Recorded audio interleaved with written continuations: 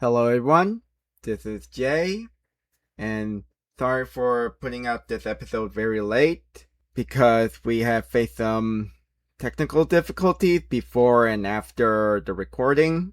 Well, first of all, I'm not sure if it's a usual thing, but my voice sounds very robotic, and during the recording, Brandyn was still on his way to his home, and he's riding subway there in Atlanta, Georgia. But I tried my best to salvage this, and here we are. So happy Halloween, and talk to you soon.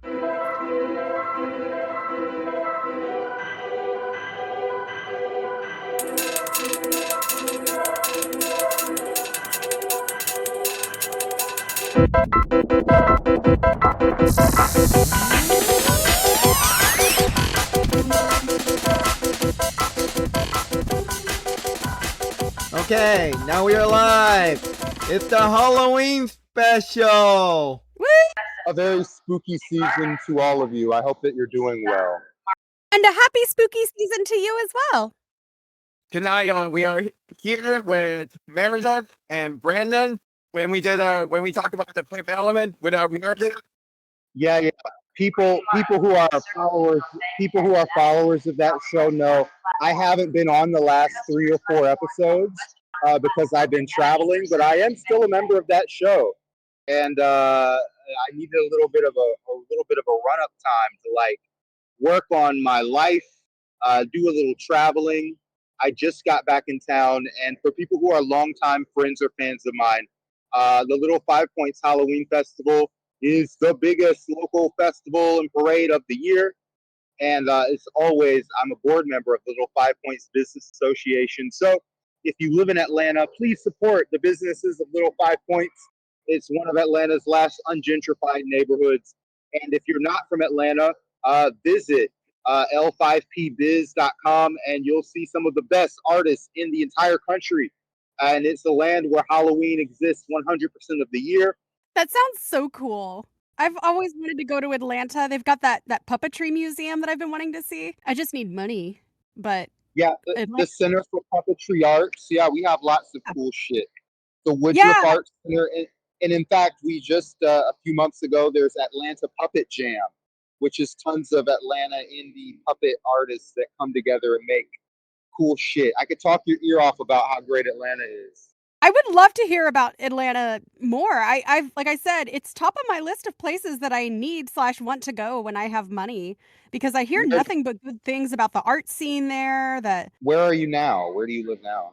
I'm in Houston, which is a similarly underrated art city. Meredith, when you get a chance to come to Atlanta, I don't know if we can put you up forever, but you can at least visit for a week and couch surf, and you'll see all the sights.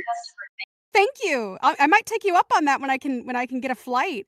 Same goes to you for Houston. I'm very happy to show everybody the Houston art scene. Oh shit, hell yeah. The Greyhound's ready when we book our. Yeah, Houston is a fantastic city that nobody acknowledges as a fantastic city. And with me? Yeah. Jay, of course you're welcome to. We'll all telecommute.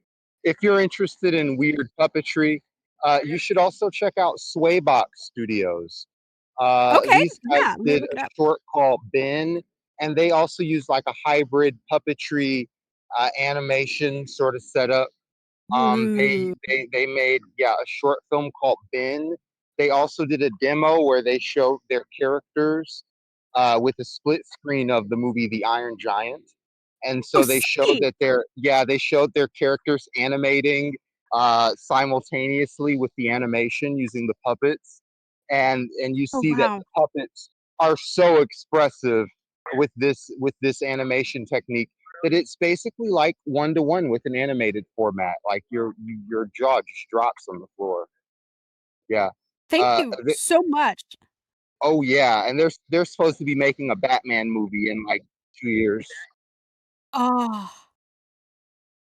Yeah, I'm looking at them right now. They're absolutely stunning, and they're fellow Gulf Coastians from New Orleans. It looks like so.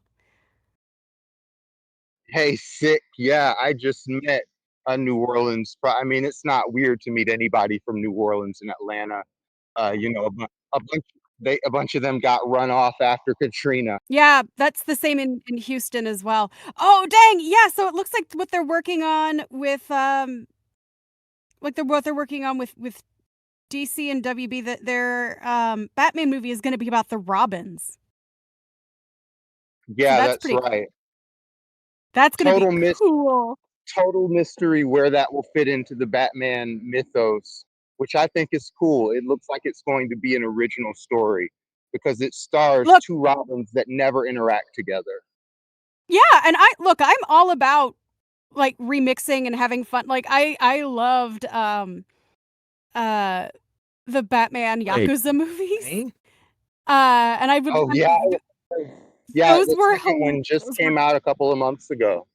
yeah, it was hilarious. And I've heard good things about Aztec Batman, which I really Oh. want to see. So like yeah, So I'm all let's about see. these Batman Ninja non-canon versus Yakuza interpretations League. and side stories. Okay. Yeah, that one was so fun. Okay. Meredith, I don't whenever wanna you want to talk about Batman swap, we're gonna be all over it together. I love all that Awesome. Batman bullshit. Yeah, oh god, yeah, but Batman Ninja versus Yakuza League was hilarious, and I think the best part is that they play the whole thing You know, straight. I'm very intrigued. Yes. I'm It very is it is intrigued. a And yeah, it is Oh, it yeah. is a it is a comedy that where the humor comes from everybody in the movie taking everything very seriously Yes. and very straight. It is Sorry, but when you invite me to any show, it can anything you invite me on can become a Batman piece of media at any time. Sorry. well, I'm excited about the Robins. That's gonna be fun. Meredith, how Yeah. long can you tolerate a friend crashing at your house and just watching movies? Uh, maybe a few days. I have a very small condo. Yeah, no, this is great. No, we'll work this out. Maybe over a long weekend. Sometime Yeah, in 2026. We'll do it. I'm for it. You and Jay come over and we'll record an episode live from my place. Hell yeah. Like And in live from fact, Meredith's couch. and if you guys ever come to Atlanta, we can sell tickets because I'm beloved in Atlanta. We'll sell Okay. we'll sell $10 tickets or something. You know what I mean? yeah, A room full I of am people, $10 tickets, split it between the Patreon. It'll I cover am both of you guys Greyhound. Boom. yeah, I am very okay with that. Yeah. Do well, yeah, I can't, no promises, but we're just daydreaming here as a show. I just feel like we could all improvise some sort of February, and you as the listeners, because honestly, this show is just so great. That's gonna be pretty yeah, incredible. Are you really do these monthly? yeah, yeah. It kind of This is why this show is so good. It's because it's monthly. This is the opposite of slop. These are real artisan episodes. yeah. And the good thing about doing a show monthly is that you got a lot of time to prepare, and I do most of the research. Jay, you're actually, and you're a phenomenal host in the sense of you reached out to me like the month before the episode, 2 weeks before the episode, 7 days before the episode. And I, had some weird coincidences. I felt just embarrassed to be 30 minutes late because you had prepared just an incredible banquet with your time and Yeah, attention here, I really. feel like as a sort of a main producer, I feel like I need to prepare a lot of things ahead. I mean, things are too unpredictable. Well, and your labor is appreciated. As is just like making suggestions of cool shit to check out. I love that. I love talking to you, even if sometimes I'm like, I don't necessarily get this reference, but I'm gonna go research it. So like you are responsible for so many rabbit holes. Right. Meredith, what's your podcasting life like? Is this your only show? Do you want to do more shows? How do people Well, listen to you? Yeah, tell me all that story. I used to be a movie podcaster for Pop and Schlock with my partner, my creative partner. He's married, obviously. Um, Jacob King, aka Jake for brevity's sake. For years, we had a podcast. Then it became a radio show. We actually got on the Pacifica affiliate here in Houston, and then we ended up as a podcast again after that. And I'm gonna put a small teaser out there and say that Jake and I have some cool stuff in the works because we just can't quit each other creatively. Like, I refer to him as one of my creative soulmates. But for the most part, this is the only podcast and at the current moment that I am appearing on. Yeah. And I love it. Would you like me if that relaunch or some future plan happen? You're at the top of my list. Of course. Of course. There's no question. We absolutely would love to. And Brandyn, you too. Yeah, I definitely want to do whatever you've got going. Do you do other podcasts besides this one as well? I'd really like to do more shows. I do The Most Important Election. I haven't been on the last 3 or so episodes, but I'm still there as a producer. And I'm going to probably return to the show in a little bit. There are a couple of other shows locally that are radio shows that would like to convert to podcasting. And I want to kind of take a little time to onboard them for that process and stuff like that. Yeah. And I'd like to do another podcast. Like I pay for podcast hosting to an absurd degree, because you never know when someone will want a podcast. Mm-hmm. But so I like the idea of doing it, but my life is so it's so crazy all the time. I started a company called American Note Cards, and it's just tons of beautiful retail rack art. You know, you can write a letter to the people that you care about using landscapes, skyscapes, flowers, gift shop type art, classic cards. I love that's so cool. See, that art deserves to be appreciated. So I love that. Thousands of images. I worked with a Getty Images photographer from New Mexico. So like imagine, yeah. This was a real guy. He's 70. He took a bunch of pictures of the Sandia Mountains and drove out, and, with much more consistency than any millennial would do. So there's thousands and thousands of these pictures. So we've got to start a stationery company. And it turns out that the guy had done so in Vermont, and it sold note cards. So he totally, like you would think a guy that age wouldn't even know how to do an online business. And he doesn't know anything about an online part, but he knew the part of selling stationery. So totally a great partnership. I actually moved to Atlanta. I willingly went. Great story. Yeah. Great story. I'm trying to look for the most important election, but SEO reasons, it keeps telling me it keeps sending me people blog posts. Try the word Spotify. If you type most important election Spotify, you'll get us. Okay. Is this the one that has Bailey Wolf as a guest from Gunpla versus NATO regulations? Yeah, that's us. I love Bailey Wolf. Bailey, if you're listening to this, hey, I love you. That's really cool. So sounds fun to me. Lovely. And so a little bit of backstory.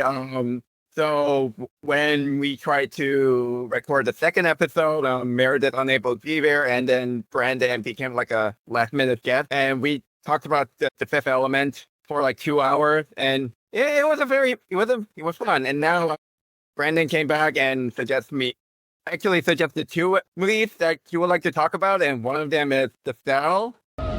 You bring in this monster, and you're asking her to go into that mine.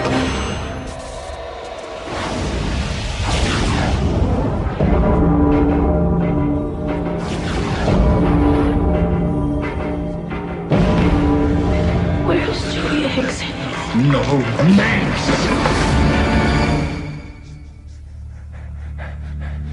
She's gone very deep into his world. So she's made contact.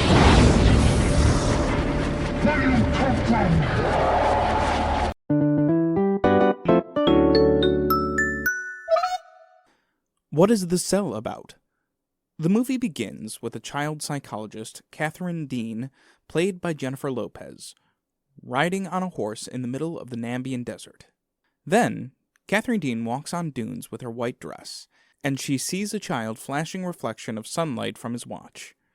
The dialogue reveals that the boy, named Edward, can manifest anything in thin air, but says something about the boogeyman that haunts him.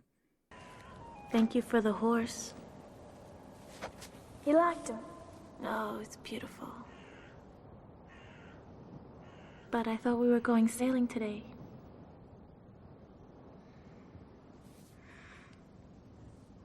You promised.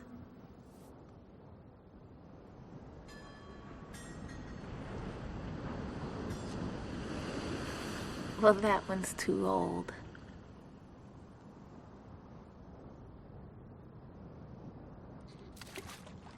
See, now that'll do. Come on. Come on, Mr. E. It's broken. Who says? Monkey lock. Now, Edward, we agreed. No more Monkey Lock. Monkey lock is the boogeyman. Monkey lock wants me where I am. We can fix it.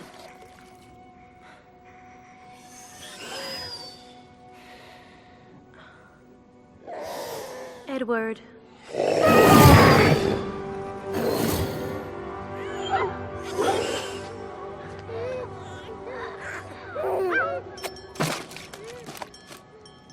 Catherine then pinches her left hand, and it reveals to be a virtual reality recreation of the comatose boy's mind at the Neurological Cartography and Synaptic Transfer System.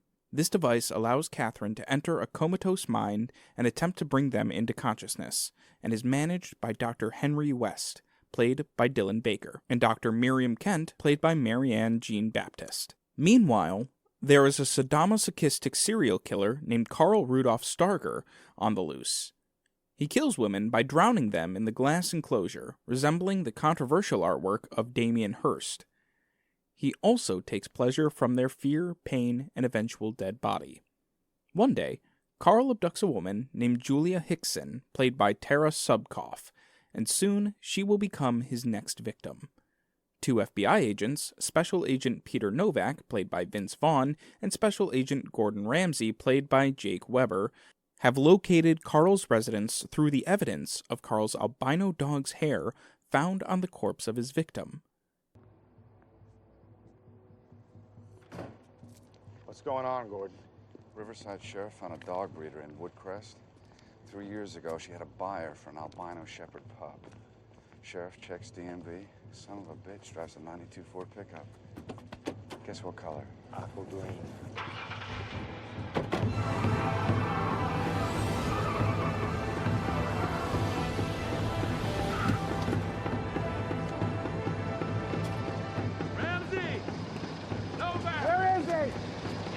Just east of Loma Park. SWAT had the house under surveillance for about 20 minutes. Carl Rudolph Starger. No registered weapons, no priors. Got a license for his dog, though. Named him Valentine.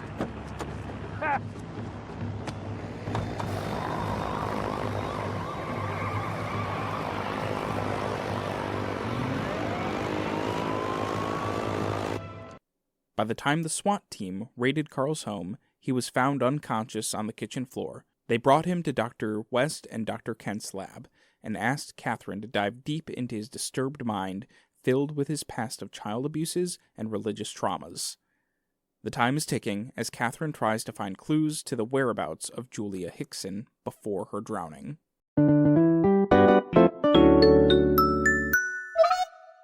Well, okay, I remember that Meredith, you happen to be a fan of Tarsem Singh, and this is that I could have you in and then talk about that movie.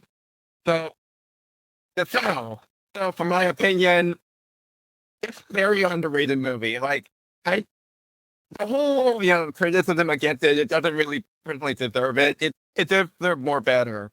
It's honestly, I mean, so I understand the criticism of the movie. First of all, get the time. Nobody really wants to spend 2 hours inside the mind of a serial killer. Uh, not literally.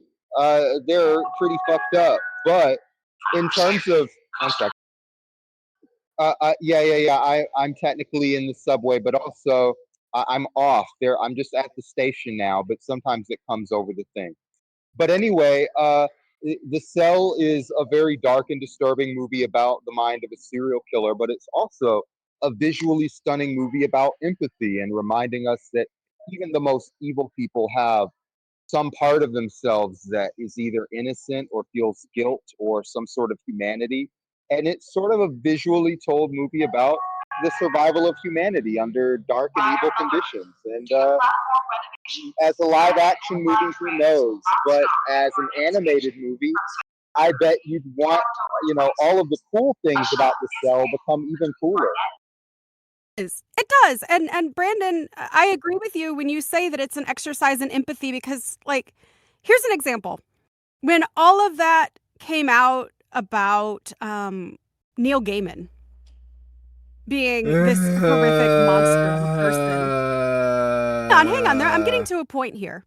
I wasn't a super fan. I was a fan, but not a super fan. But I ended up reading the story afterward about, like, his awful childhood in Scientology. And while I don't mourn Neil Gaiman the man, I do feel for Neil Gaiman the child. If that makes sense. That's actually very well said, given the context of what the movie The Cell is about. Actually, yeah, exactly. It did go somewhere. Right, and that was the point that I was trying to make, is that it was especially like post Neil Gaiman and things. Watching this movie was very different in seeing the whole. I don't love what you have done as an adult. I don't necessarily love you as a person, as an adult, but your childhood, you deserved better as a kid. This kid deserved a chance, but was not given a chance. So like I said, I mourn the children that monsters used to be, but I don't mourn monsters. Yeah, exactly. I feel like that's what this movie stands for. Exactly. And I it's very, I did a rewatch before this, obviously, and it struck me, this is very much a 90s thriller. It is. It's especially beautiful. When you say the cast is Jennifer Lopez, Vince Vaughn, and Vincent D'Onofrio, you've definitely set yourself in a certain time and age. Yes, and Maria Jean-Baptiste, and the actress who played the one with the doctor, that who does that control panel for the simulacra. She was in Secrets and Lies, Mike Lee's Secrets and Lies. She got very famous for that, and she got an Oscar nod for being in Mike Lee's Secrets and Lies. And after that, she did some couple of like Hollywood and acting gigs. Norris, who was Hank in Breaking Bad. Oh yeah. Dean Norris. Yeah. Agent Novak, go ahead. Cole. Yeah, Novak, listen to this. The hoist was sold to a guy named Bainbridge who tried to build the machine works out of Delano. Bainbridge ends up in bankruptcy court, and the state winds up with the land. And guess who they hire to seal the place up? Oh, you're fucking kidding me. No, I'm not the kidding type. Carl Rudolph Starger. Where's the land? Exit 10 off Highway 99. We're on our way now. Got it. I know where that is. There are so many movies that are quote unquote better than The Cell, but have The Cell in their DNA. That this is, and I'm not just pumping this movie, like you can watch it or not, folks watching, but there are many movies that simply would not exist in the same way if The Cell didn't exist. From what I heard, this movie got financed because the Sixth Sense became successful. That also has a movie where Bruce Willis, again from The Fifth Element, starring as a psychiatrist and helping the boy who can see a ghost, and the child is very stressed out, and Bruce Willis' character being a very empathetic figure, trying to help him out. And we all know the twist, maybe, but by the way, this is also a spoiler cast. We are gonna Yeah, spoil we're also the going to movie style spoil anyway, The along Sixth with Sense. other I have one stuff. friend who has not seen that movie yet. So my one friend who hasn't seen The Sixth Sense, turn it off now. We're going to really rock your world in a few days.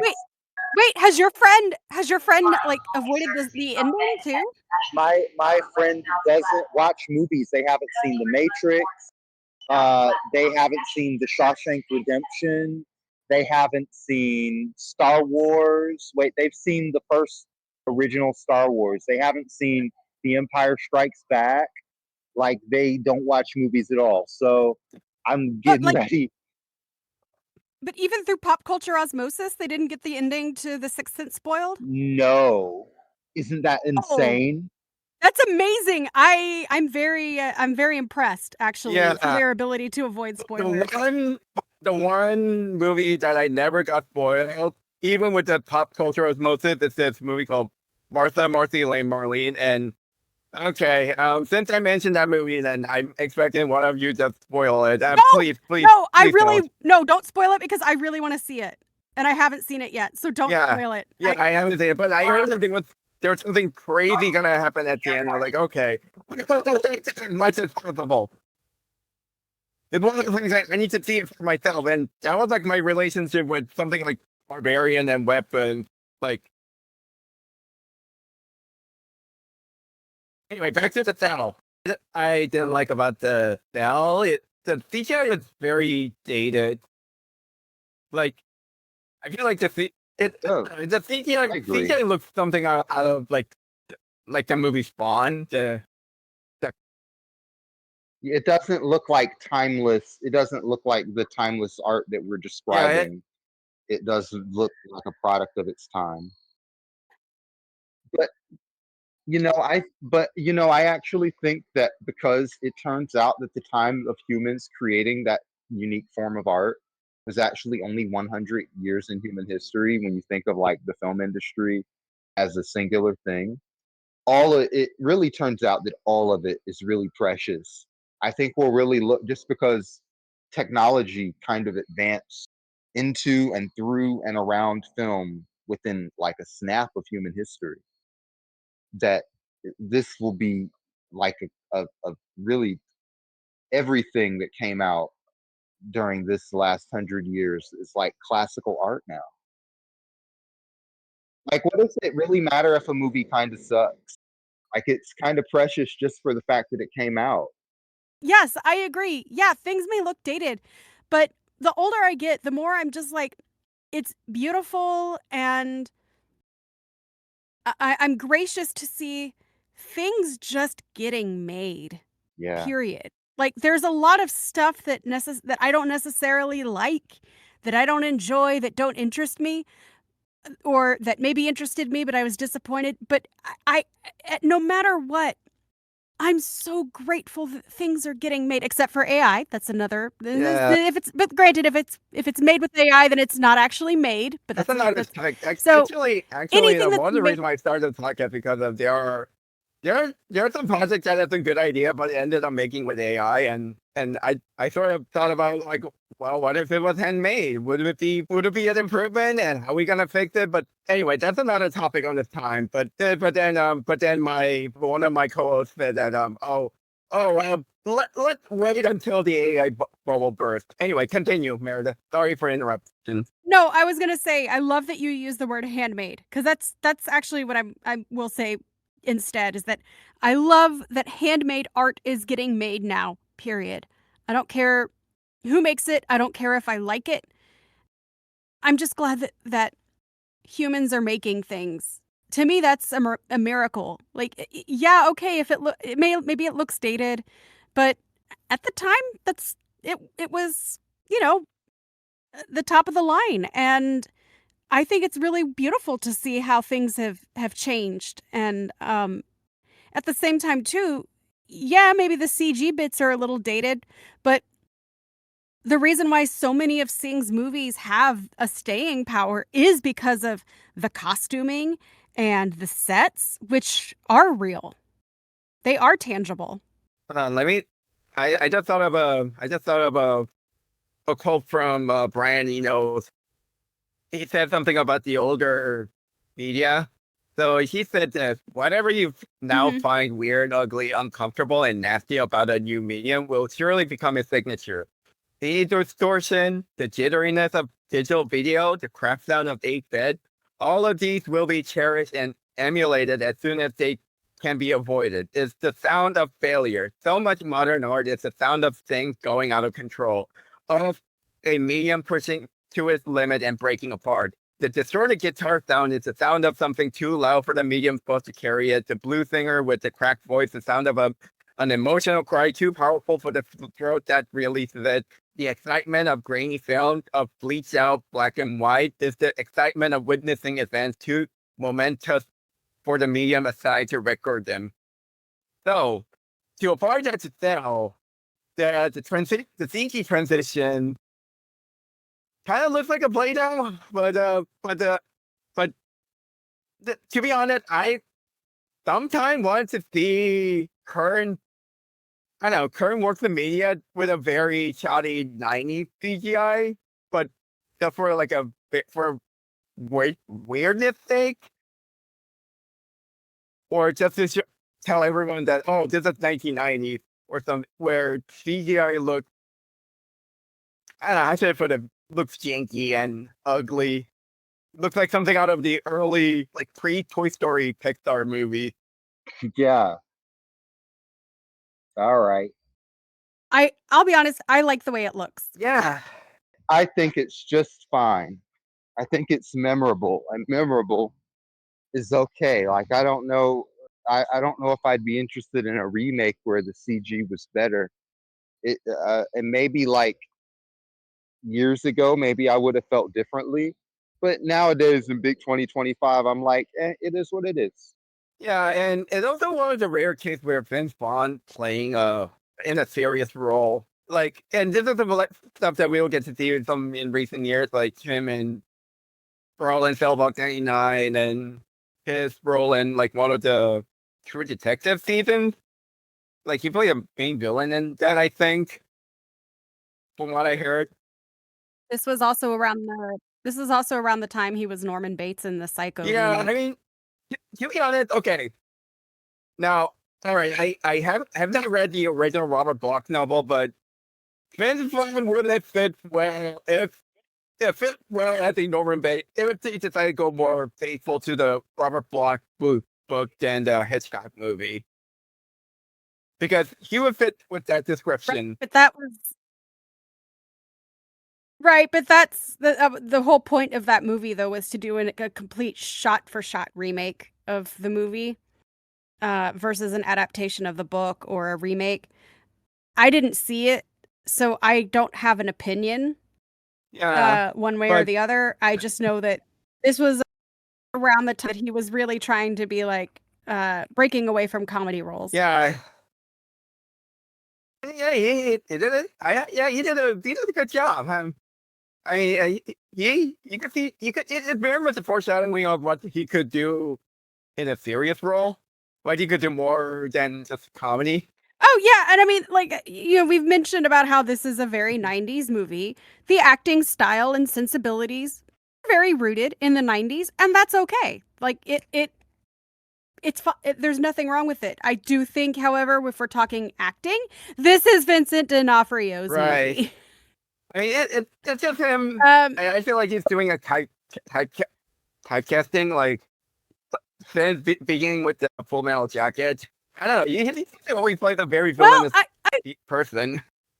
Well, I think a big reason why he gets a lot of the roles that he gets too is because he is a consummate physical actor. There is always like, oh god, it was especially notable in Men in Black. Oh yeah, which is one of my favorite Vincent D'Onofrio roles. I just remember. Okay, sorry, because go ahead. Go ahead.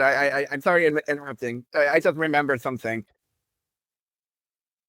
Your proposal is acceptable. There's an actor named Pure Taylor Vince. He's another actor who often gets typecast as a villainous role, and he's playing perhaps the most normal person. Like there's a small scene where he just simply plays the doctor, like a doctor who is explaining what mental condition that the Vincent D'Onofrio character is in. Like, oh, he has this very specific kind of schizophrenia, and that's why he's currently in coma right now. Have you ever heard of Wayland's infraction? It's a form of schizophrenia. It's very rare, it's very severe. In any schizophrenic, these areas would be affected.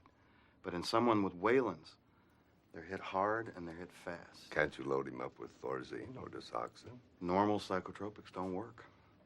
This thing is caused by a virus that infects the neurological system in utero. It lays dormant until it's triggered by some kind of trauma. Most likely he's exhibited symptoms for some time, but the infraction or the breach didn't occur till today. The triggers can vary, usually water-related, but the results don't vary. He's not just catatonic. He's disappeared. Like having a dream and never waking up. For how long? Oh, forever.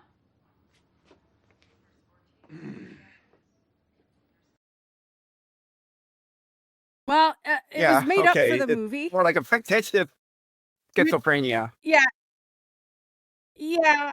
I mean, that's one of the things that really, really, really roots it in the 90s. It's like, we've got a bad guy, make him mentally ill.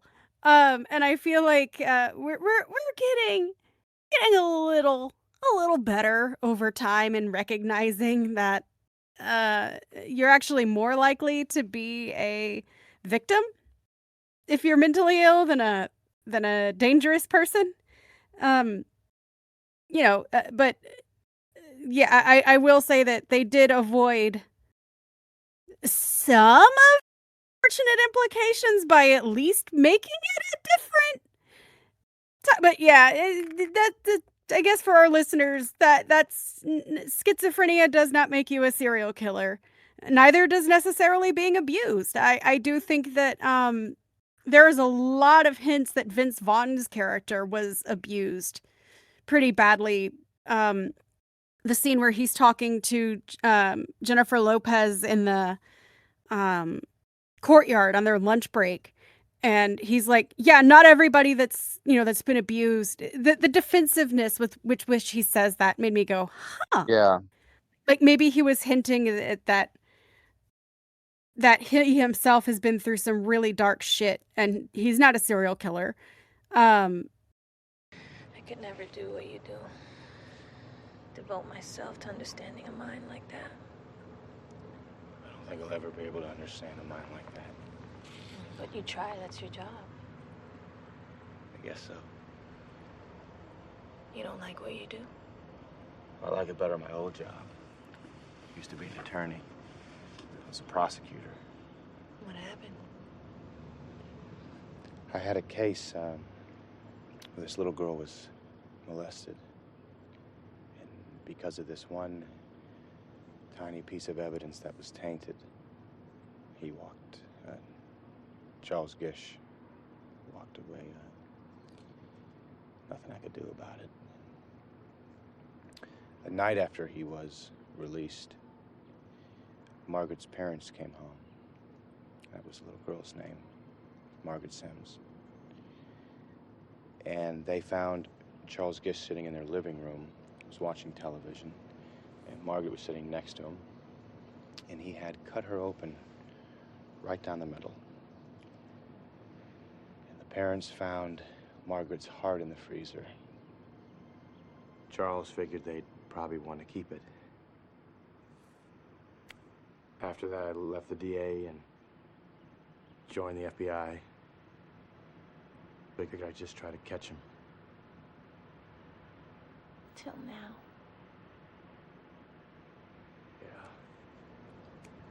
Yeah. I started to tell you that Starger really isn't Starger anymore. Well, that's true, and it's not. The dominant side is still this horrible thing, but there's a positive side. Positive side? Well, the way he sees himself as a child. But isn't that him? The boy Starger made contact. He's curious about me. If I could reach the boy, then maybe he'd tell me about Julia.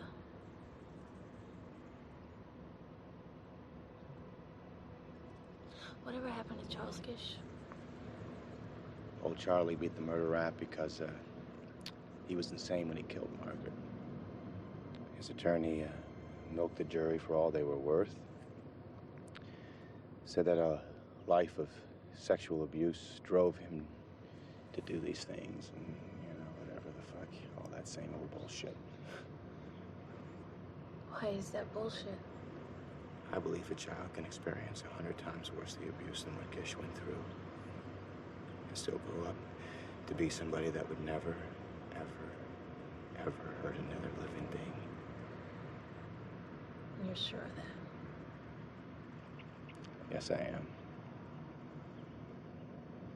I'm sure of that. Hey, where the hell you been? I've been right here. Well, next time tell me, okay? I didn't want to disturb you. You look so cute. So it's of its time when it's handling mental illness, and people did not handle mental illness great at the time, but it's no worse than anything else. I think they tried.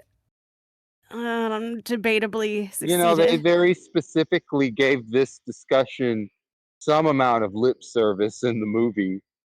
So Yeah. that's kind of the most that you'd expect from that kind of movie. Yeah, an attempt was made.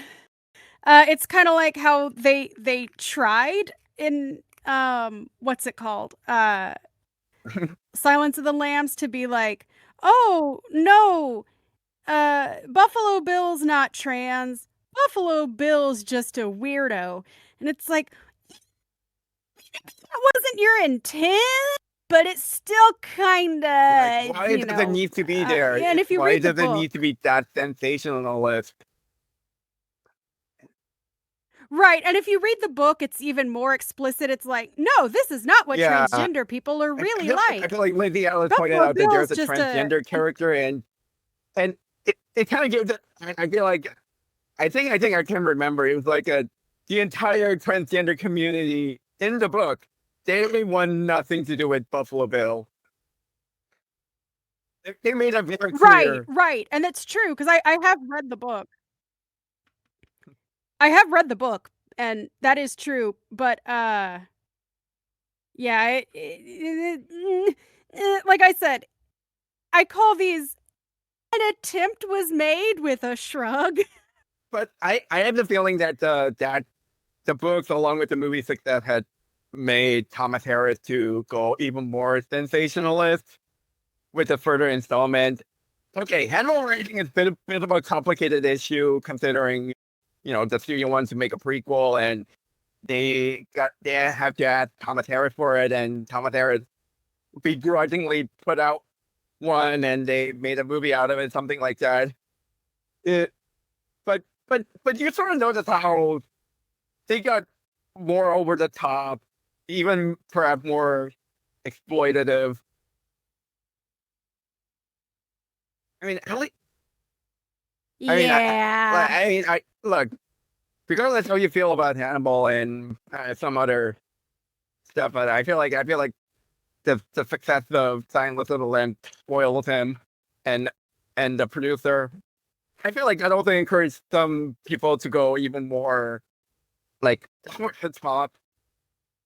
Like, hey, let's make a very, very, okay. I know that whole, that oddball serial killer trope even existed, predated Silence of the Lamb, and I feel like I remember there was an old Vincent Price movie that also had that similar tone, and I feel like that trope kind of goes back to Agatha Christie and Edgar Allan Poe. I feel like that Agatha Christie kind of popularized that, quirky serial killer killing people based on the certain theme. And then the investigator realized that, if we understand the theme, then we could probably track down the killer easily. Yeah. But then again, I didn't research that part. It's it's another rabbit hole in of itself. Yeah. I mean, like I said, I'm not going to be like, oh, we need to boycott this movie or whatever because its depiction of mental illness is #problematic. I don't come from the Tumblr school of media criticism here, but I do think that if you yourself are someone who is maybe mentally ill and has been like bullied in your life because people think, oh, you're evil and scary, then maybe don't watch this. But I still enjoy this movie while To be honest, acknowledging I its expected flaws. to get offended by Silence of the Lamb, but I ended up being entertained by it, even though I don't know. The whole Buffalo Bill and it's like I started put his psychology sometimes rails my eye. Okay, maybe the movie. I'll admit that from my point of view, the movie still treats him like, oh, he's just a weirdo. But still, like, do you really need to make that whole like he's obsessed with becoming woman thing? Right. That's yeah. I mean, I'm a big fan of I really enjoy listening to FD Signifier's media criticisms. Yeah. And something that he always points out is he's like, it's okay to acknowledge the things that are wrong with the things that you like. And that liking something that might have issues with it doesn't make you a bad person. That the nature of media criticism is loving something and acknowledging that it has flaws and problems This movie anyway, like that and understanding that it's with me and this movie I watched a couple of days ago called Lesbian Space Princess because it was a one night screening and it was like part of the New York City LGBTQ film festival and I managed to catch up the screening and I didn't mind that and there were because it was a queer movie festival there are a lot of LGBTQ and non-binary people. Oh, well, okay, because they're both, but what I'm saying is that there are a lot of queer people.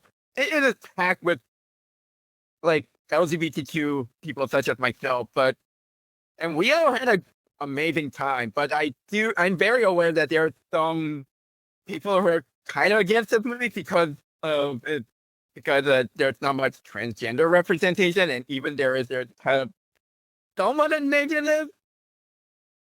But it's another topic. But yeah, I'll admit that I like the Lesbian Space Princess.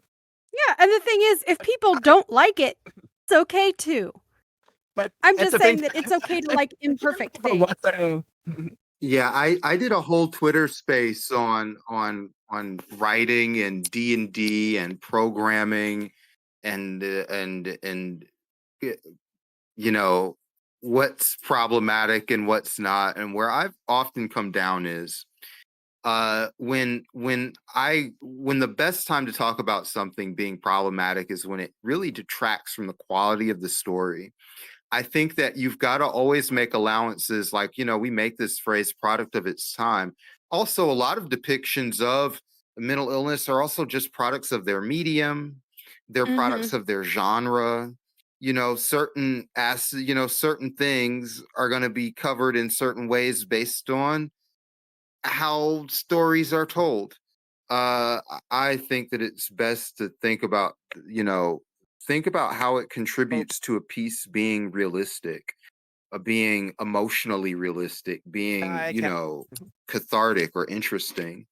And I think that when you're overly reductive, you'll know because your story will be missing some layer of catharsis or intrigue. You know what I mean? I want to confess that I Yeah, thought the yeah, dissociative exactly. identity disorder was false because there are a lot of cases of people faking it, and then there are a lot of movies about people with multiple personality. I thought it was something that only exists in fiction, but then the more I learned is, it's actually a legitimate thing, and that's why people took an issue with it. Yeah. Oh, yeah, no, and that's the thing. If someone has MPD and they're like, "No, fuck or schizophrenia, or and they're like, hey, fuck this movie because this is what I have.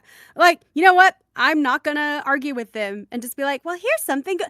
I'm gonna be like, you know what? You're allowed to be angry because these misconceptions hurt you.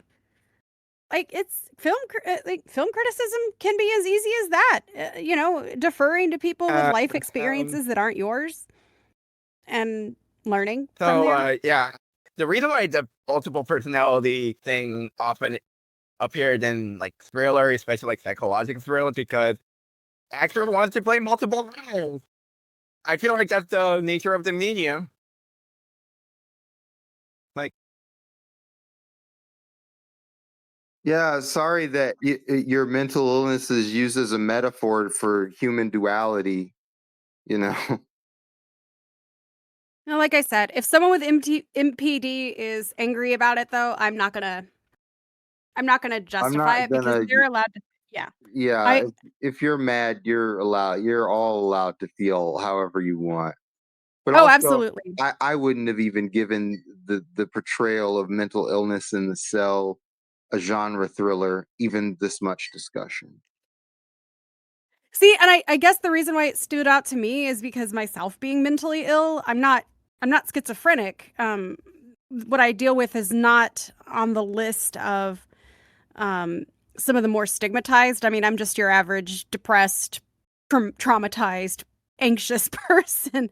But I do know what it feels like for people to see you as your diagnosis instead of you as a person. Like, I've had people just be like, well, I didn't want to tell you this bad thing because I was afraid you'd kill yourself. And I'm like, what? And they're like, well, you've got depression, so you might be suicidal if you get bad news. And I'm like, that's extremely reductive of a very genuinely serious issue.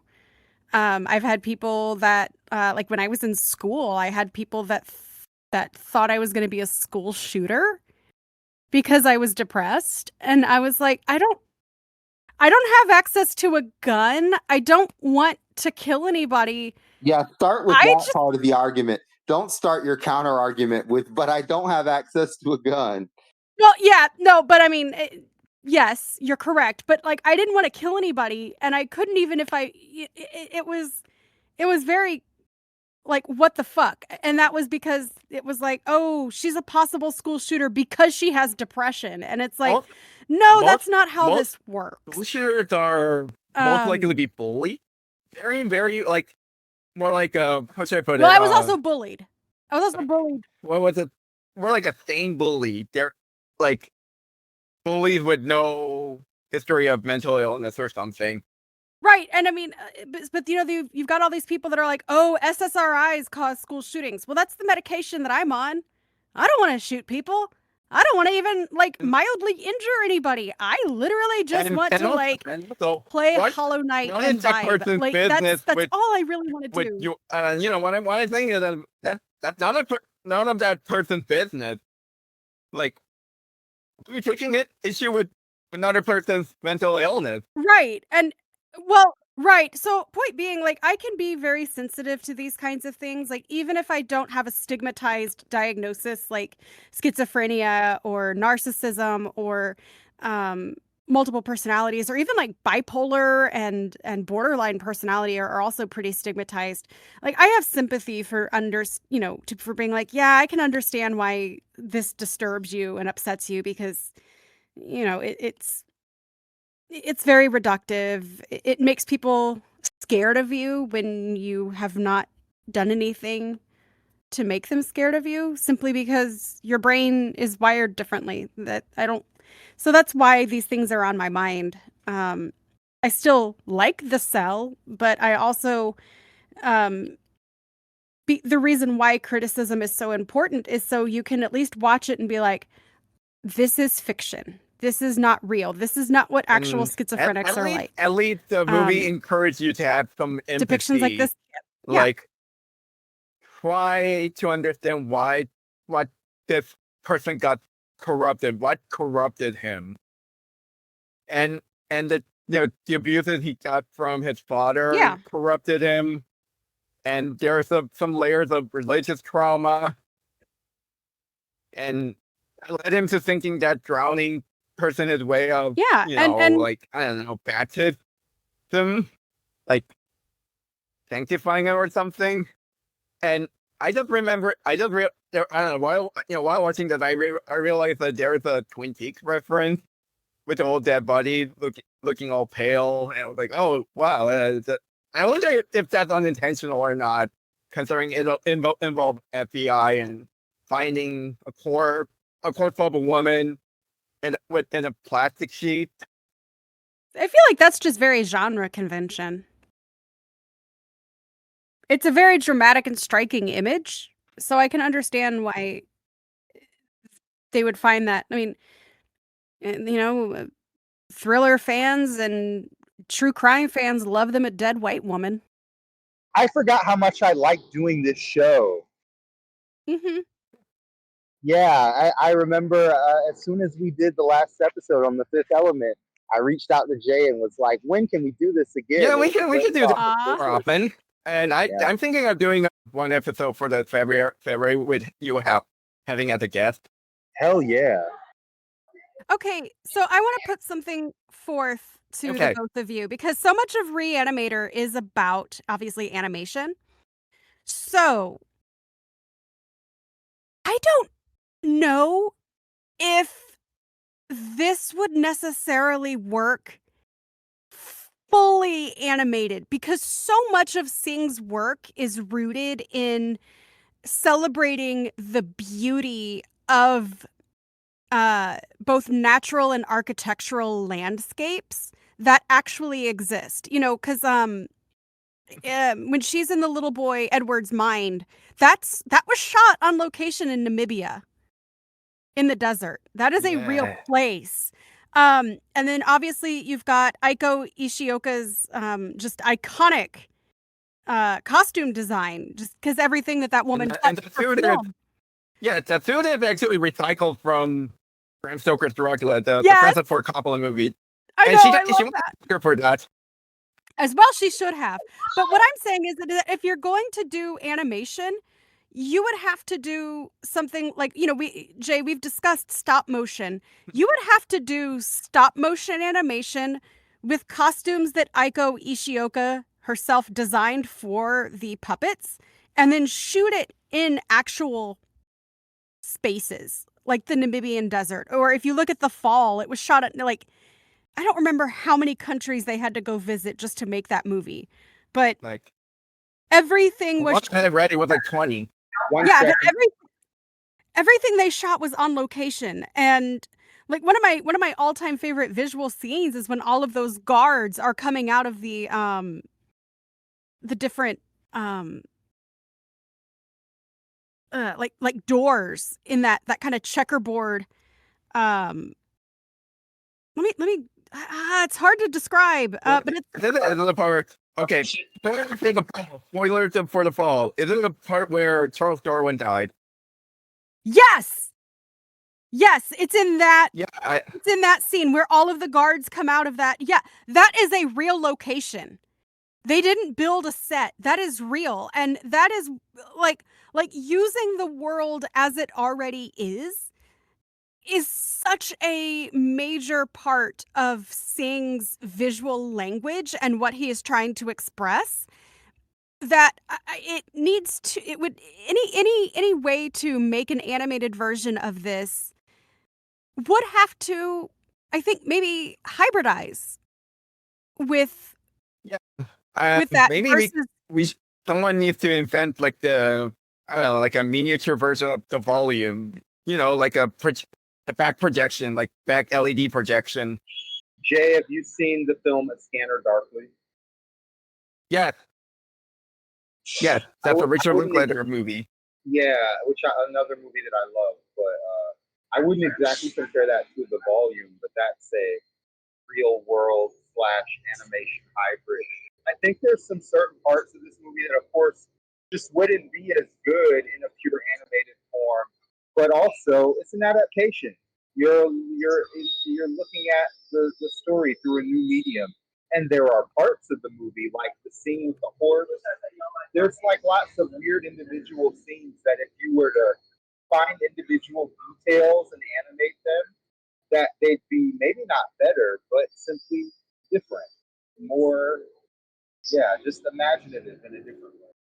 Oh, yeah, well, I would love to see something like the Brothers Quay doing the horse scene. That would be an the example. Damien Hirst homage. Yeah, the movie has a I can totally see why you would pick the film because there are a lot of reference to like the modern art. There's a scene where the woman being drowned. It looks like something that Damien Hirst would have come up with. Oh, yeah. And the horse was pure Damien Hirst. Yes, and from what I read, he also inspired from H.R. Giger and this Norwegian painter by the name of Odd Nerdrum. I mean, and obviously you've got a lot of the traditional iconic Marion imagery, as well as the, especially the Pietà. That was not subtle. Yeah, and also, okay, the ending is also a direct reference to Sergei Parajanov. Like the where the blue ribbon is kind of became like a ocean. That actually comes from the Legend of Thuram Fortress. Yeah, like Tarsem Singh music video have a lot of reference to Sergei Parajanov. Watching this reminds me of this movie from. Okay, it was made during the Soviet era Armenia, and it's called The Colors of the Pomegranate, and it's directed by Sergei Parajanov.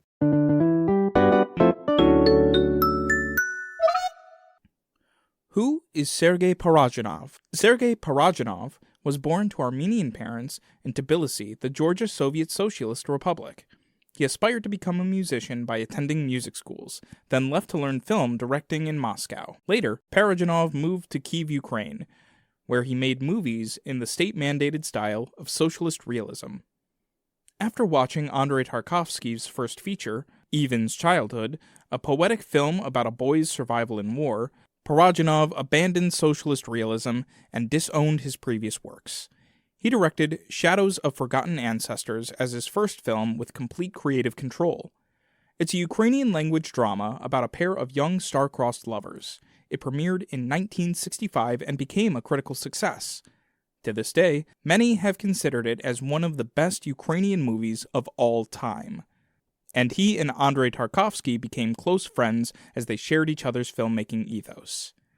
In 1969, Sergei Parajanov went to the Armenia Soviet Socialist Republic for the first time. There, he got to work on his next film with a small budget, a semi-biopic of the 18th century Armenian bard Sayat Nova. It was a personal project for Parajanov, as he and Sayat Nova shared similar backgrounds, including the heartbreaking loss of their lover. Parajanov has made unconventional creative decisions, which included casting a Georgian actress, Sofiko Chioralai, to play as both young Armenian Sayat Nova and his female lover of that time, a Georgian princess. The movie's static shot of each scene functions like a living painting, or tableau vivant, with both male and female lovers having the same face come from one characteristic of Persian miniature painting. Unlike his last film, the Soviet censorship board did not understand it and tried to ban the film for its lack of socialist realism. Parajanov re-edited the film and renamed it The Color of Pomegranates. The Color of Pomegranates also showed Sergei Parajanov's bisexuality, as the young poet's sexual awakening comes when he sees nude male and female bodies in the bathhouse. Because of his sexuality, along with his close connection with Ukrainian nationalists, the Soviet state arrested him under a false sodomy charge in December 1973. He was sentenced to 5 years in a hard labor camp, but served only 4 years due to a global pressure campaign for his release. In 1985, Mikhail Gorbachev's structural reforms thawed out the USSR's artistic censorship, which revived Sergei Parajanov's passion for filmmaking. He co-directed the Georgian-language period piece The Legend of Suram Fortress. In 1988, Parajanov co-directed an Azerbaijani-language movie, Ashik Karib, and that became the last completed film in his life. Parajanov dedicated Ashik Karib to his close friend Andrei Tarkovsky, who had passed away shortly before its release. Parajanov died of lung cancer in Yerevan, Armenia, on July 20th, 1990, aged 66. Coming from a music background, with 2 of his movies centered around love-stricken musicians, Parajayanov's works have influenced music video directors as well. Directors including Tarsem Singh Danwar and Mark Romanek, whose music video for Madonna's Bedtime Stories contained references to the color of pomegranates. Tarsem Singh Danwar has cited Parajanov along with Andrei Tarkovsky as inspiration for his music videos and feature films.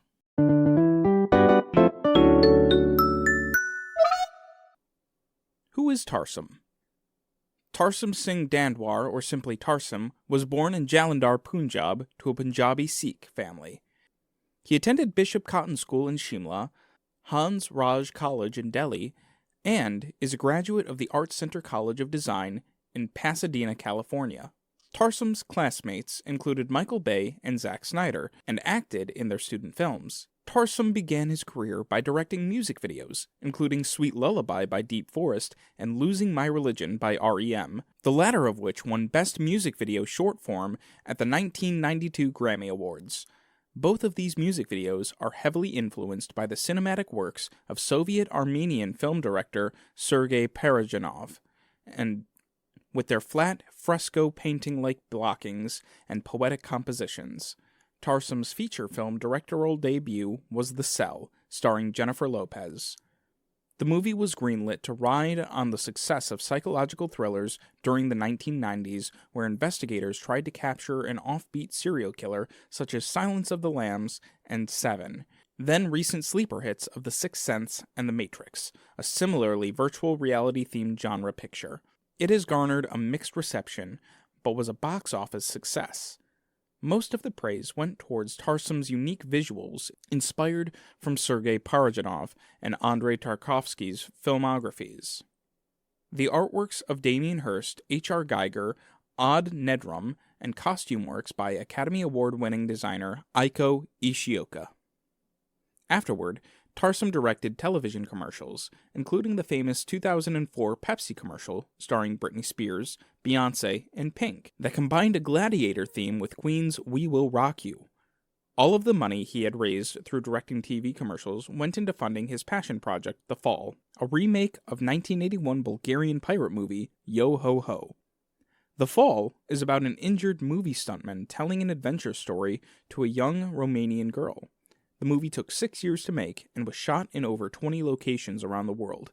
It premiered at 2006 Toronto International Film Festival, but released in theaters 2 years later, with his fellow music video director David Fincher and Spike Jonze offering present credits.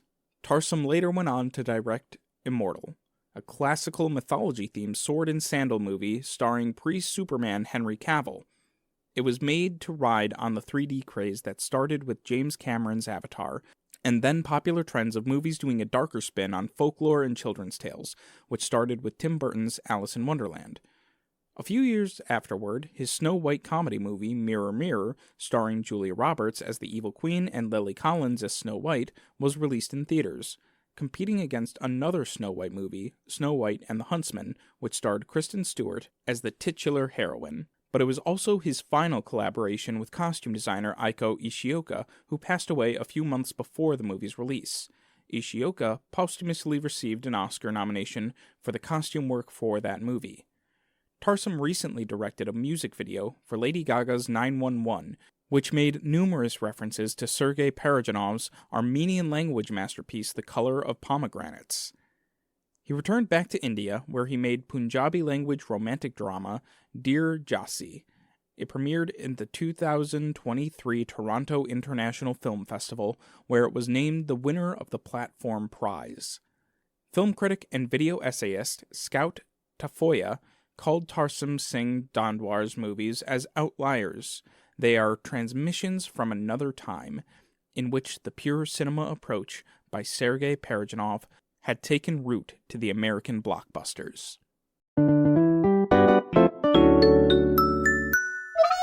To give you a brief summary of it, it is I would say like a semi-biopic of a 18th century bard or poet named Sayed Nova, and the entire movie is just the director trying to visualize the inner life, and more like the mind. They tried to visualize the abstract mind of the poet and what inspired him to write poems, and we get to, and we see his first love. I mean, more like his childhood, his first love, and his first heartbreak, and him entering the monastery, and along with him eventually dying from an execution because he was a Christian in a Muslim Persia, and then him ascending to heaven. And Tarsem, being a fan of Parajayan, decided to use a very hyper-stylistic staging to visualize the disturbed mind of a serial killer who drowns women for pleasure and for a lot of fucked up reason.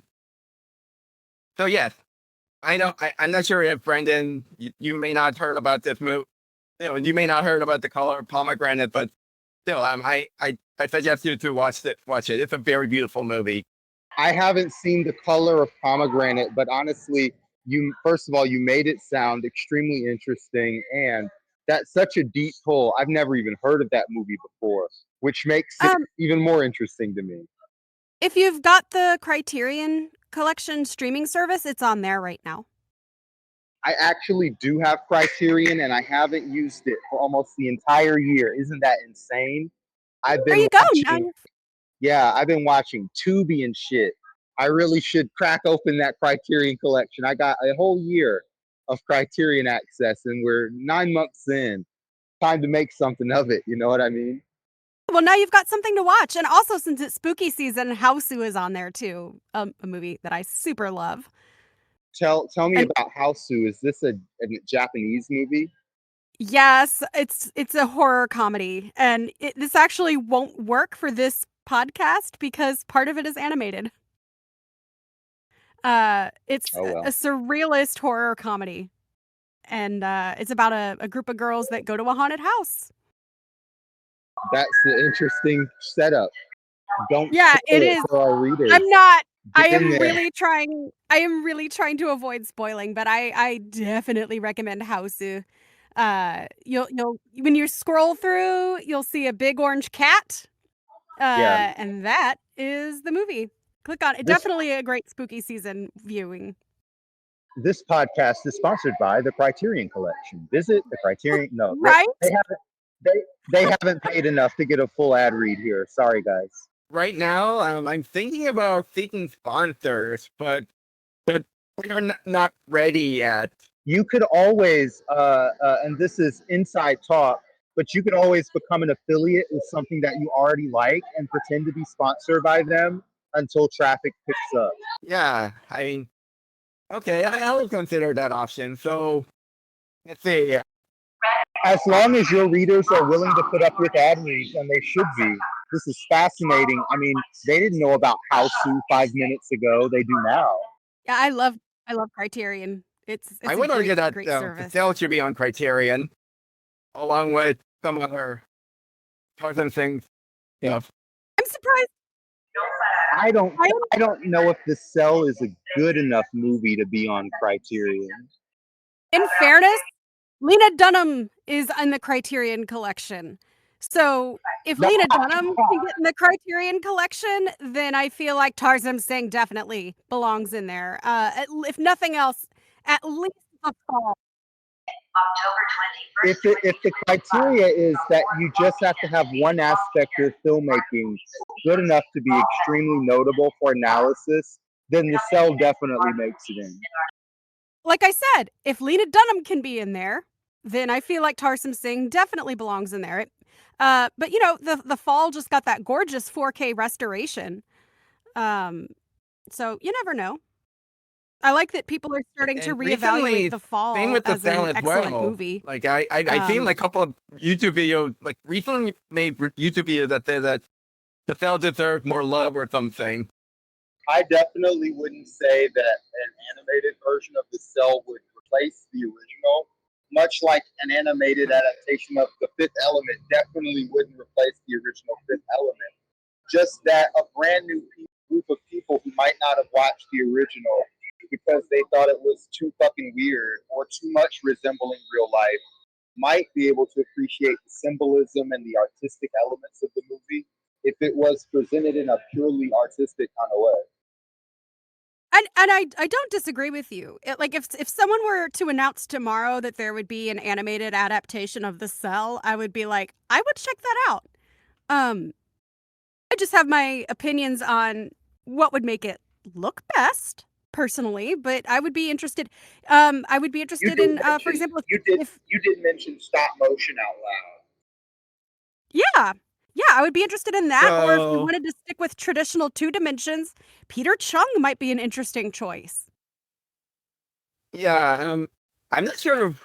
All right, if someone say if someone say what if the film was a 2D animation, that I think like that would be like also asking what would the Color Pomegranate would be like in 2D animation, because to be honest, I want to see like 2D animation done or that feels like the Color Pomegranate, but either I feel like I have an idea to make one by myself or maybe ask animators if they're familiar with the Color Pomegranate. And so far, from what I researched, there's a Japanese animation director by the name of Naokoyama that she was just an anime director, and she mentioned that one of her favorite directors is Sergei Parajayan, and his blocking and his very unique composition heavily influenced her, and how she also blocked some shots in her anime work, opening, ending sequence, and like certain things that feels somewhat surreal but also symbolic. Putting people onto some movies because I never even heard that shit before. Yeah. No, this is great. And like I said, I'm not resisting it by pointing out how great stop motion would look combined with the fashion and the actual backgrounds. I'm open to more than that. But that is personally, if they were to give me money and be like, hey Meredith, you have been assigned to do an animated adaptation of The Cell, that's how I would personally do it. But I wouldn't rule out other animators. That would be my vision and what I would contribute. But I wouldn't turn my nose up at if anything was 2D or 3D. And I forgot to mention that. So before I think like shortly before that, I finally got to watch Silence of the Lambs for the first time, because it pretty much feels like one of those movies that tries to arrive on the trend that started with the Silence of the Lamb, like an oddball serial killer on the loose, and there's like is inspired by that. Investigator trying to track down that killer, and that also extends to 7, and it's still kind of going on even to this day. Like 2 decades ago with first Saw movie, and then last year with Longlegs, and people made that comparison with the Silence of the Lamb, and the Cell in a way it's the Silence of the Lamb done in the style of Sergei Parajayan movie. Yeah, and in my mind it works. I Yeah, think honestly, that the time fact has that been the fact that it's a little similar to Silence of the Lambs in 7 is actually very good for it from a plotting perspective, because it gives more time for the art. You kind of know what the plot is going to be like a little bit, so it makes the entire story a little more atmospheric. So you only briefly mentioned about you would like to see this in stop motion, and Yeah. I thought of like if Brothers Quay and Meredith, it seems like you and I are on the same page. Oh yeah, when you asked me what stop motion animator, I was like Brothers Quay. I feel like that's the most ideal fit.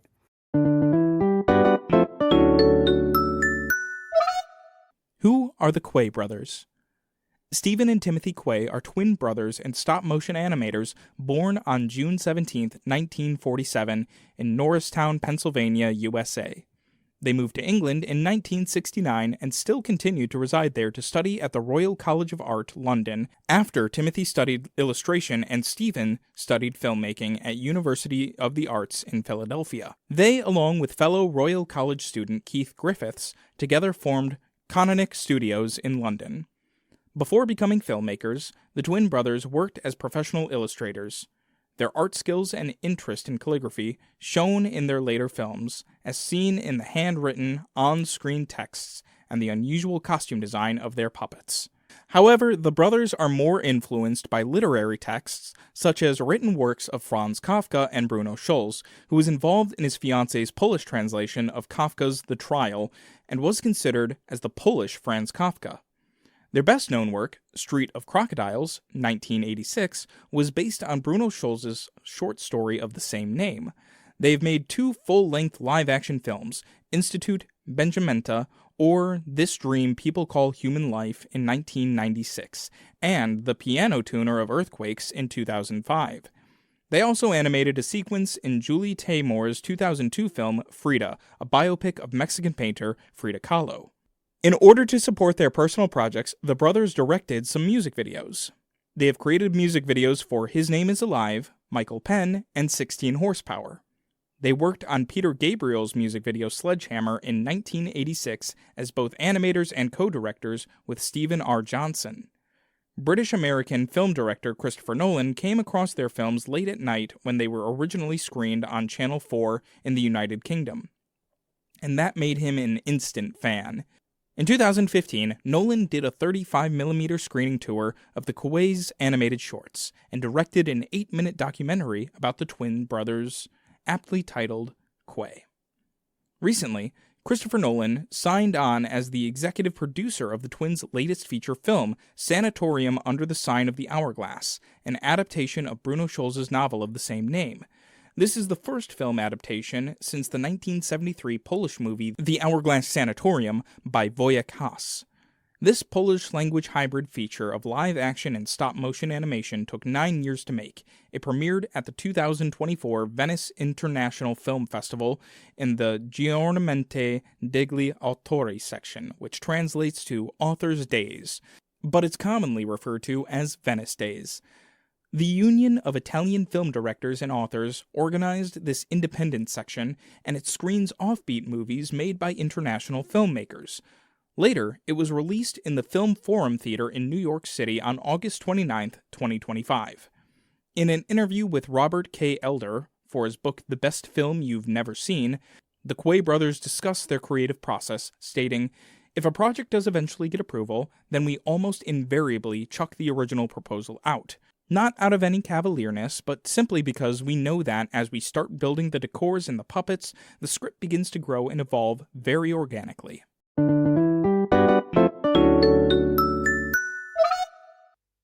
Right, but I want to make this clear that I'm more of a Jan Spangenauer person than Brothers Quay.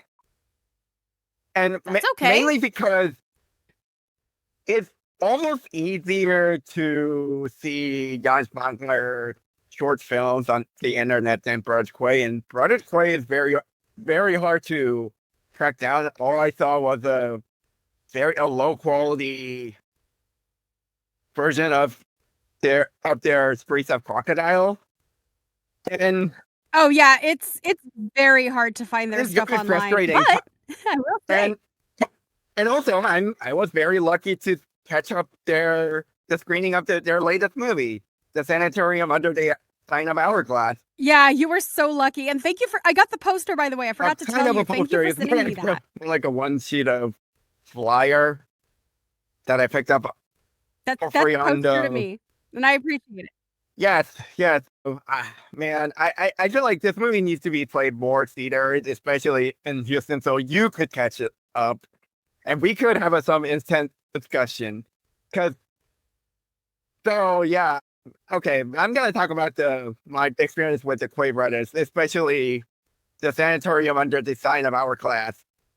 So here's my impression as of now.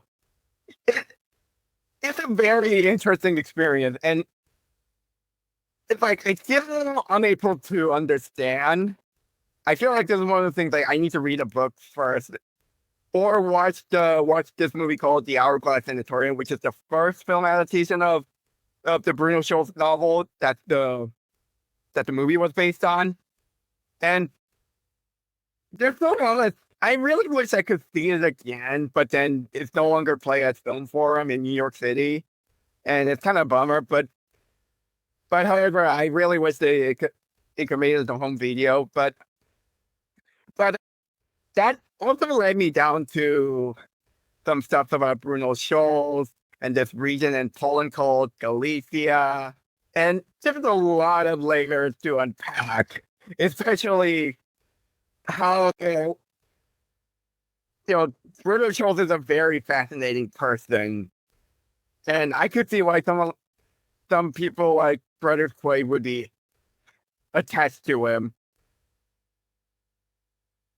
And so far, I have only read, well, more like skimmed through The Streets of Crocodile because of the Brothers Quay. Even back then, I didn't watch the entirety of the Streets of Crocodile, but the original short story was how should I put it? It's a very vibe-based. Like, there is no, like, character development, there are no dialogue. It's just description of a person's experience at his childhood home, and then how the object in his father's cupboard is coming alive, or maybe he's imagining the objects in the cupboard coming alive, and the Brothers Quay in their stop motion animated short, they tried to add some abstract narrative to it, or trying to make an abstract narrative out of it.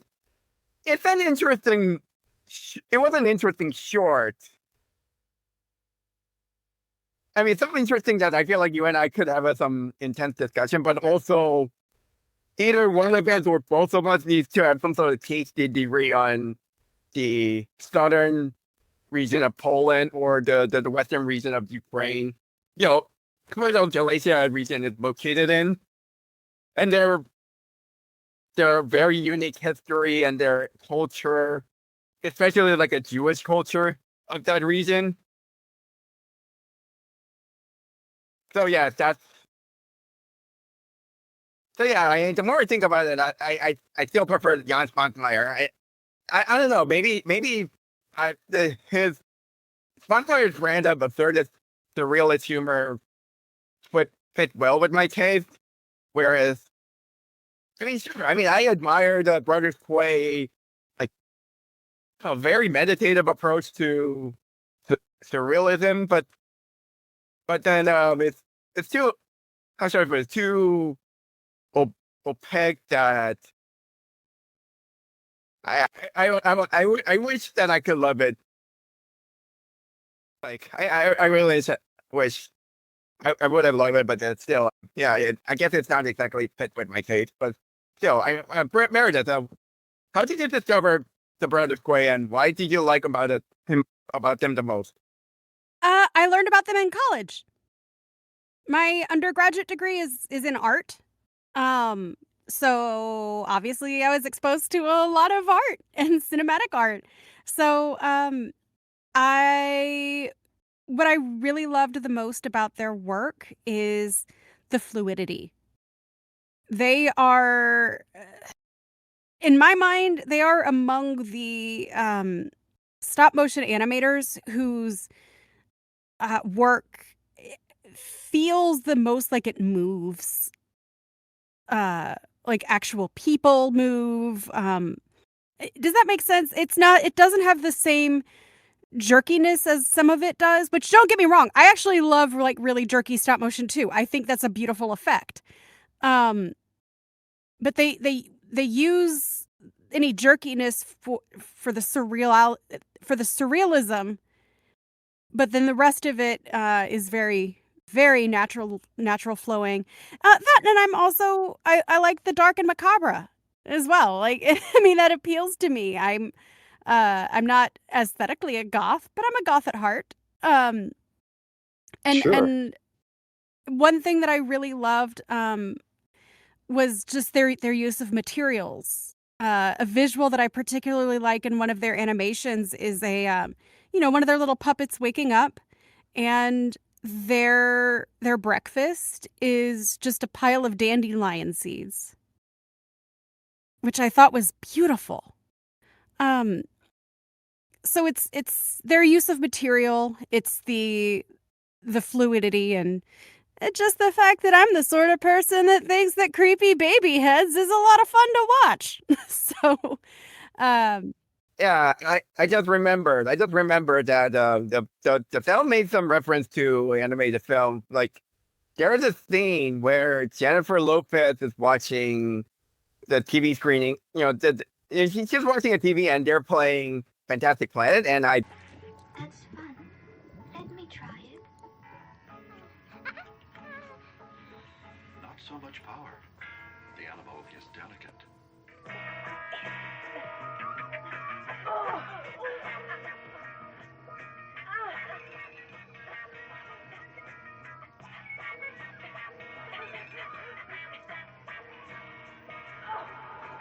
Frequently talked about Fantastic Planet in one of my previous episodes with Matthew Williams because the co-writer of Fantastic Planet also worked on a very perverted puppet movie about Marquis de Sade. That sounds so up my alley. If you say it's about Marquis de Sade, you said it all. Today, the No King protest have happened, and when I recorded that episode, there was a No King protest happened again. It was, and not only that, it was like 1 month before the anniversary of the Bastille Day. It's such a weird coincidence. Yeah, we had a bunch of people leave No Kings and come to our event. We had just tons of No Kings signs and merch from people who just No King. It was and there's another scene where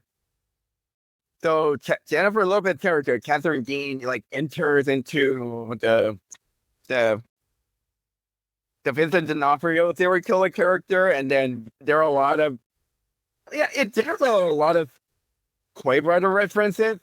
It's very much a Street of Crocodile with a human actor. Oh, okay, never mind. The Street of Crocodile already has a human actor, like in the very beginning. But this one but the point of view character is not a puppet this time.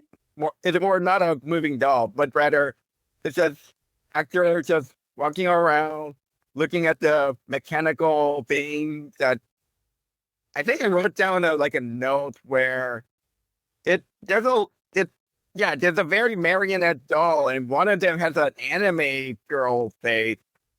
Yeah. And wow. It's also worth noting that in the fall, Singh did have an animated sequence that was made by the Lowenstein brothers that looked very much like the Quay brothers as well.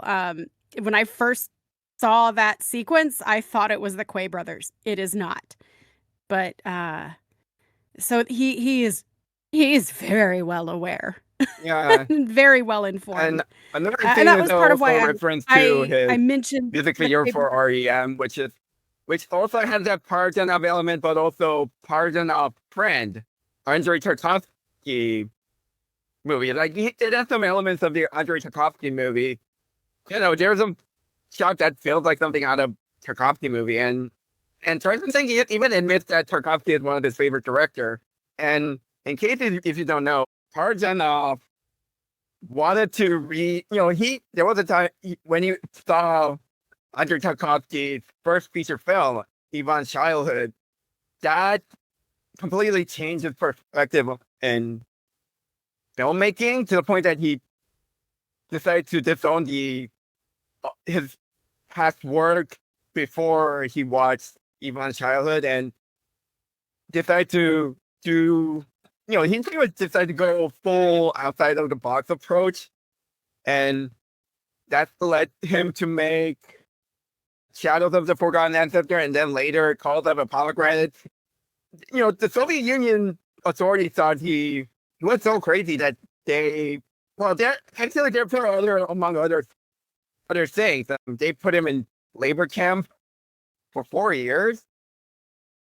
And another reason, what I mean by another reason,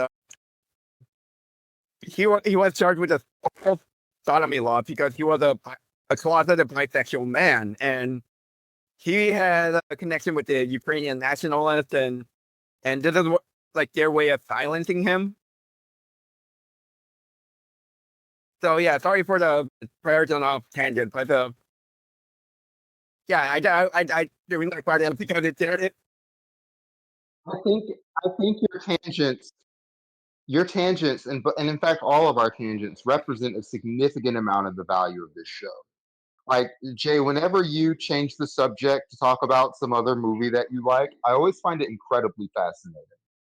Yeah, same. I mean, I have a list of Brecht stuff that I need to read Yeah, more of seriously. now and reread because of the last episode we did. I still haven't played catch up yet, and I'm sorry, but Yeah. there's a lot of educational worth. Like I also wanted this podcast to be educational in some ways because it's kind of podcast that I really wish the artists would listen while they work. It's also and also like another intention was that I don't know, maybe it's just me. It's just like not many animators and animation fans don't know much about movies, and that's kind of disappointing. And that's why I really wanted to talk about Color Pomegranate one day and have brought in animators, what can the animator could learn from that movie. But that's a topic for another time. But still, yeah, that's one of my goals for this podcast. Jay, I tell people about this show and I don't have to. I just do it because it's honestly a great vibe for a show. You don't need me to pump you up about that. You already know, but it's excellent. also just thinking very, very like again, tangent. Regarding the color of pomegranates, it would be interesting if every section of his life was done by a different animator. Oh no, Brandon got cut out. Oh shit. I had no idea where Brandon went. I guess there was he accidentally pushed disconnect or something. Oh, okay, yeah. Okay. Oh dear, that's very awkward. Hold on, let me DM him at the moment. And then what? You wanna let's keep the conversation going. So yeah. Anyway, so yeah. So what are you trying to say about the color pomegranate? I think I kind of missed some parts of it. Oh yeah, I was saying I would be interested in if there was an animated adaptation of The Color of Pomegranates.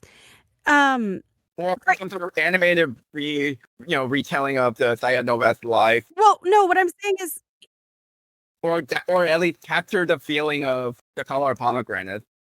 I was gonna say, I think it would be interesting if every segment of his life and section of the movie was done by a different animator. Okay, could you elaborate on that? Yeah, mostly because I would be interested in seeing just the progression of time through the lens of different animators that understand the assignment, basically. It would also, I think, segment out the movie for people like me that are the ADHD that like that kind of compartmentalizing. Mainly because I just would love to see how many different animators and their different views on it, rather than just having one person oversee the entire thing. It wouldn't necessarily be an anthology, but it's kind of like if you think about did you see the movie Palindromes? Yeah. The Todd Solondz movie. Yeah, well there you go. It's kind of like that, where it's the same movie throughout, but Aviva is played by different actresses in different parts of her life. Why can't that same logic apply to animation? We're like a feeling, the Aviva feeling. Yeah, why not? Yeah, it's a very Brechtian approach, and we will talk about Brecht in the next episode. That's the Dogville one? Yeah. Okay, cool. And you haven't seen it, right? Not yet, but I'm going to. I like to watch stuff closer to when we record because of the aforementioned ADHD. A lot of it has to do with and I want to make sure that I remember. Yeah, I don't know. All right, I don't know, but I have this bad feeling that you're gonna make a lot of reference to Vincent D'Onofrio, nothing. Because of that, I watched that movie in advance. Did you love it? It was alright. It was alright. I love that movie. But even like, I mean, I don't know. I came to realize that it's a Cube, and there's even like a two actors from Cube. I was gonna say it's playing the the same two main directors. character. Yeah, And then it took me a long while that the character Andrew is also played Kazan. Oh, I'm like, oh hey, I didn't realize he played Kazan in the first Cube and movie. I mean, and what I appreciate though about them is that they are able to work on such a small scale like that. They really, I think they have I great. also realized that the Vincent D'Onofrio, episode in Guillermo del Toro's Cabin of Curiosity in some way, it's like Cube. Oh, Brandon's back! Yeah, hey. Yeah. Welcome back, Brandon. Yeah. Hey, excuse me. I got a surprise quasi-emergency call from a mentor. Took about 90 seconds. No. They'll be okay. They wanted to offer me some money, and I turned them down because I love my life and my current way of working. So I had to be polite enough to take the call because there was a little money involved. But you saw how quick it was. I'm back here in the saddle. Good. We tangented all the way to Cube. Yeah, that Canadian movie. I haven't seen Cube. What did the weirdest movie that reminds me of Cube is The Lawnmower Man, and I don't know how relevant that is. I love Lawnmower Man. that's It is objectively not at all the Stephen King movie. It's not great. It's basically Flowers for Algernon, but make it cyber. But I have a soft spot for it. Yeah, I also have. Yeah, 1990s was I mean the late 90s is like the decade of Simulacra, the movie, and then capping off with The Matrix. Okay. You also have Dark City, and then like then and there's I think there was this movie called 13th Floor or something. Yeah, there are a lot of movies that are like, oh yeah, then that, David Cronenberg Existence. Yeah, a lot of like virtual reality movies. Right. One thing that I don't know, we could go on more tangent on. We took a big pause there. We said to ourselves, how do we feel about this topic? I mean, I can talk You're a not lot gonna about clip me. I can talk a lot about true crime and crime as a genre, but probably not today. But there's obviously a lot of overlap with horror and thriller. I mean, okay, right now I'm very soonish. I'm thinking of ending the recording, but however, before we move on, but you know what? It was I'm really glad both of you have on. I knew it was gonna be special. I mean, Brandon was a very special friend who had some time to come over and talk about the Fifth Element with me when you bailed out at the last minute, and turns out I'm sorry about that. I know how you and Brandon have a really great chemistry. I've been enjoying speaking with you, Brandon. Yeah, Meredith, we need to get you on my show as soon as possible, one of these Sundays. I'm happy to. Just let me know. Yeah, I totally will. Yes. So hopefully tomorrow, I'm gonna bring an acquaintance of mine from a few years ago, and he's a professional animator, and I mean professional, like he worked in the industry. That's another whole story, but and we're gonna bookend this season by talking about another Lars von Trier stuff. And because of course you are.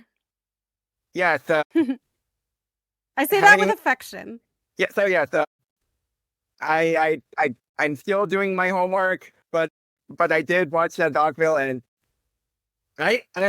just to be clear, I love it, but however, there are some elements that triggered me, and I meant that in a neutral way. But we'll talk about it more later. Anyway, so thank you, Meredith. Thank you, Brandon. And I hope Thanks so much to you both. both of you a good night and happy Halloween, everyone. Stay safe out there, especially in this And stay time of this spooky. era. Yeah. Stay spooky. All right. We'll see you later. Goodbye. Bye, everybody. Wonderful show. Mwah. Thank you for everything.